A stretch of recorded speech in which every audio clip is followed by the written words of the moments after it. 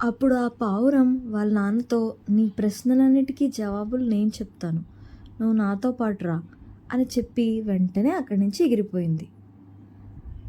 అప్పుడు వాళ్ళ నాన్న దాంతోపాటు దాని వెనకాలే వెళ్తూ ఉంటాడు.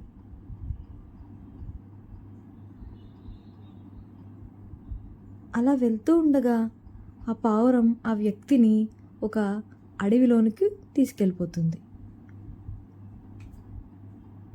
అప్పుడు వాళ్ళ నాన్న ఆ పావురం వెనకాలే వెళ్తూ ఉంటాడు. అలా వెళ్తూ ఉండగా ఆ పావురం ఒక పెద్ద చెట్టు మీద వాలుతుంది. ఆ చెట్టుకి ఒక గుర్తు ఉంటుంది. అది వాలి వెంటనే ఒక మనిషిలా మారిపోతుంది. ఆ పావురం సగం మనిషి సగం పావురంలా మారిపోతుంది. అక్కడ పెద్ద పెద్ద చెట్లన్నీ వచ్చేస్తాయి. ఆ చెట్లంతా రకరకాల సింబల్స్తో ఉంటాయి. అసలు తనకి ఏం జరుగుతుంది ఏంటనేది ఏం అర్థం కాదు. అక్కడ ఉన్న ఆ చెట్లని, అక్కడ ఉన్న పెద్ద పెద్ద సింబల్స్ని చూసి అసలు ఏం జరుగుతుంది అని చెప్పి గట్టిగా అరుస్తాడు.